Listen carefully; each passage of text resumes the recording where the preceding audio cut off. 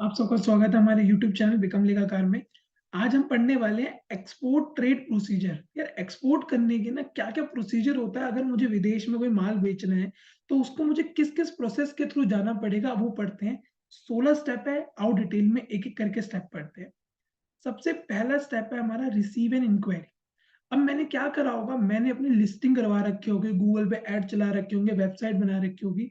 वहां से कोई बंदा हमारे को एक इंक्वायरी डालेगा, सर हम आपसे गुड्स खरीदना चाहते हैं। विदेश में बैठा हुआ बंदा एक इंक्वायरी भेजेगा और मुझे वो इंक्वायरी रिसीव होगी।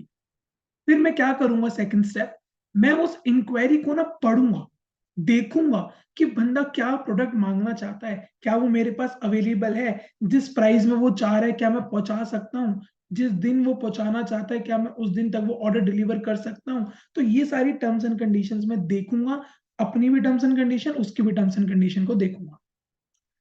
थर्ड आ गया ऑब्टेन एन एक्सपोर्ट लाइसेंस। मुझे कभी भी कुछ भी एक्सपोर्ट करना हो किसी भी कंट्री में, तो मुझे एक एक्सपोर्ट लाइसेंस लेना पड़ेगा, जो कि मेरा foreign trade development and regulation act 1992 के तहत मुझे एक अपना लाइसेंस लेना पड़ेगा एक्सपोर्ट करने के लिए।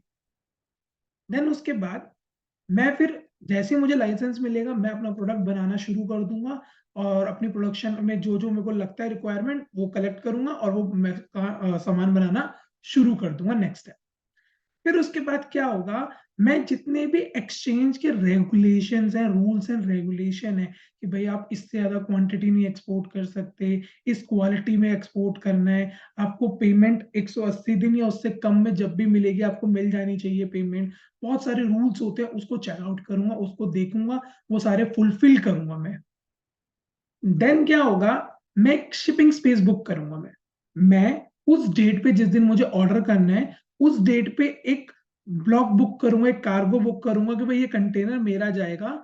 तो एक चाहे प्लेन के थ्रू जाए, चाहे शिप्स के थ्रू जाए, जैसे मर्जी जाए, ट्रकों में घूम के जाए, मुझे उससे कोई मतलब नहीं। एक स्पेस मेरे को पहले बुक करनी पड़ेगी, मुझे दिखाना पड़ेगा कि यस मैंने एक स्पेस बुक कर चुका हूं, तो मैं एक्सपोर्ट कर सकता हूँ। क्योंकि आगे वरना फिर दिक्कत हो जाएगी, तो माल बेच कैसे रहे हो, आगे बेचोगे कैसे। तो वो डेट के हिसाब से मुझे बुक करना पड़ेगा। बुकिंग के बाद अब क्या होगा, एक्साइज क्लियरेंस होगी। मैं वो सामान आगे भेज सकता हूँ कि नहीं भेज सकता, एक्साइज क्लियरिंग। कोई इलीगल माल तो नहीं है, वो सारा मेरा थप्पा लगेगा उसके अंदर की सारा माल प्रोडक्ट मेरा ठीक है। इस पे ड्यूटीज कितनी लगेगी, कितना चार्जेस लगेंगे, क्योंकि भाई जब मैं विदेश में माल बेचूंगा, इंडियन सरकार मेरे से पैसे लेगी, जो भी उसके एक्सपोर्ट ड्यूटी, एक्साइज ड्यूटीज होती है वो सब काटेगी। विदेशी कंट्रीज भी अपना अपना एक्साइज लगाती है, तो वो सारा का सारा लगेगा आपके प्रोडक्ट। देन अभी माल गया नहीं है, अभी ये सारी सिर्फ लगने की बातें हो रही है। देन आप क्या करोगे, आप फाइनली अपना माल अब पैक करना शुरू कर दोगे। आपका सारा कुछ क्लियर हो गया, कस्टम क्लियर हो गया, अब आप प्रॉपर उसको पैकिंग करना स्टार्ट करोगे।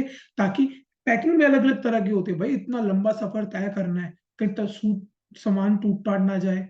ठीक है, मेरा सामान उस बंदे तक पहुंच जाए, उसको इस तरह से डिस्टिंग्विश बनाना, अलग अलग तरह की पैकिंग करना। कभी रेक्टेंगल पैकिंग हो जाती है, कभी सर्कुलर पैकिंग हो जाती है, उस हिसाब से पैकिंग करना, एक सेफ रहे और रिकॉग्नाइजेबल रहे। देन उसके बाद कभी कभार ना मैं क्लियरिंग एंड फॉरवर्डिंग एजेंट कर लेते हैं, जो ये ना सारा काम ना खुद ही कर लेते हैं।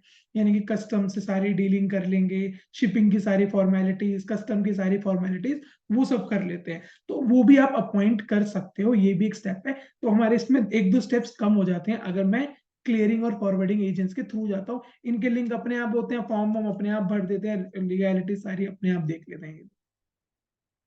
देन उसके बाद कस्टम्स की फॉर्मेलिटी, अगर मैंने क्लियरिंग एजेंट ले रखा है तो वो अपने आप करेगा। अगर मैं खुद कर रहा हूँ तो जो जो कस्टम्स की मेरी क्लियरेंस होगा वो मुझे देखना पड़ेगा, क्या सामान ड्यूरेबल है कि नहीं है, क्या सामान सही जा रहा है कि नहीं जा रहा। ठीक है, वो सारा का सारा मुझे देखना पड़ेगा। मैं पढ़ देता हूँ, देखो, the clearing and forwarding agent take delivery of the consignment form from the railway and arrange for it storage in the warehouse. सामान कभी कभार ये थोड़ी है कि एक ही दिन में आपका चल जाएगा, वहां पे वेयर हाउस होते हैं, उसके अंदर पड़ा रहता है सामान, फिर वहां से आगे जाता है। तो वो सारा का सारा फॉर्मेलिटीज अपनी होती रहती है। देन उसके बाद ये भी बहुत इंपॉर्टेंट है, भैया इतनी दूर आपका माल जा रहा है, क्या पता शिप डूब जाए, उसके लिए आपको इंश्योरेंस करानी पड़ेगी। ये मैंडेटरी होता है इंश्योरेंस कराना, ये नहीं कि सर ऑप्शनल है, आपको करवाना ही पड़ेगा इंश्योरेंस, और उसके थ्रू आपका प्रोडक्ट भी सेफ रहेगा। देन इंश्योरेंस करवा लिया, अब अपना माल उठाकर डॉक के ऊपर, अपने शिप के ऊपर चढ़ा दो, पहुंच जाएगा विदेश में। यहाँ तक तो हो गया सर। पेमेंट का क्या है, अगला पेमेंट का ही आएगा बच्चों। अब उसके बाद बिल ऑफ लैंडिंग। एक जब मैंने उसको सामान चढ़ा दिया, एक तो तब मुझे बिल मिलेगा, एक जब वो वहां पहुंचेगा ना तब भी एक बिल आ जाएगा आपके पास कि हाँ जी आपका सामान पहुंच चुका है इस जगह पर, इस वक्त इस जगह पे है। जैसे हम देखते नहीं ऐसे कभी अमेजोन का ऑर्डर आ रहा होता है, एक एक जगह को पता लगता है अभी यहाँ पर है, अभी यहाँ पर है, अभी यहाँ पर है, सेम वही होगा आपका। पूरी डिटेल आपके पास आती रहेगी। फिर उसके बाद आप अपनी पेमेंट ले लो। पेमेंट लेने के दो तरीके हो सकते हैं, या तो बिल ऑफ एक्सचेंज के थ्रू ले लो पेमेंट। बिल ऑफ एक्सचेंज के थ्रू कैसे लोगे? मैंने एक बिल लिख के दे दिया, ऑनलाइन ही चलेगा ये तो, और जो वहां पे बायर है उसने उसको साइन कर दिया, मैं अपने बैंक के पास जाऊंगा, बैंक से बोलूंगा देख भाई ये बिल साइन हो रखा है, तू मुझे आज पेमेंट कर दे, ये देखो 2 महीने बाद 3 महीने बाद पे कर देगा। बैंक थोड़ा बहुत है इस पे इंटरेस्ट ले लेता है, अपनी कमीशन चार्ज कर लेता है। दूसरा, letter of credit. Letter of credit के अंदर क्या होता है ये देखो, एक एक मैं आपको डायग्राम से समझाता हूँ। सबसे पहले इंपोर्टर और एक्सपोर्टर के बीच में डील है, ठीक है, हमारे बीच में एक सेल्स एग्रीमेंट बना। फिर इंपोर्टर क्या करेगा, अपने बैंक को बोलेगा देख भाई थोड़ी सी ना, अपने अपने बैंक को बोलेगा, ये इंपोर्टर का बैंक है, अपने बैंक को बोलेगा कि ये एक लेटर ऑफ क्रेडिट भेज दे दूसरे एक्सपोर्टर यानी मैं, ये सपोज करो यूएसए वाला है, इसका नाम है माइकल। माइकल बोलेगा अपने बैंक को एक लेटर ऑफ क्रेडिट भेज दो इंडिया वाले बंदे को, इंडिया वाला बंदा राम है, उसके बैंक को लेटर ऑफ क्रेडिट भेज देगा, और यहाँ से ना मुझे क्या मिलेगा, वो लेटर ऑफ क्रेडिट आ जाएगा मेरे पास। ये डॉक्यूमेंट आ गया यहाँ पर थर्ड नंबर पे। फोर्थ नंबर पे ये मेरे पास आ जाएगा लेटर ऑफ क्रेडिट। इसका मतलब कि अब ये सिक्योर होगी पेमेंट, क्योंकि इसने ऑर्डर कर दिया अपने बैंक को। तो अगर ये फ्यूचर में पेमेंट नहीं करता, इसके बैंक ऑटोमेटिकली पेमेंट डिडक्ट कर देगा जो भी इसके खाते में होगा, या वो जाने वो अपने आप इससे पैसे निकलवाएगा, मेरी सर्जरी खत्म, मेरे पास लेटर ऑफ क्रेडिट आ गया। फिर मैं क्या करूंगा, अपना माल इस तक पहुंचा दूंगा। फिफ्थ स्टेप, पहुंच गया माल। फिर ये क्या करेगा, वो डॉक्यूमेंट मांगेगा वापस अपना, ठीक है, और यहाँ से पेमेंट कर देगा।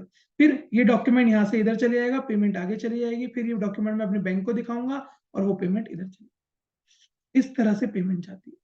यानी कि मैं वो लेटर ऑफ डॉक्यूमेंट अपने बैंक को दूंगा, बैंक मुझे दे देगा पेमेंट, फिर इधर जाएगा, ये इसको दे देगा पेमेंट, ये इससे पेमेंट आएगी। तो इस तरह से पेमेंट होता है।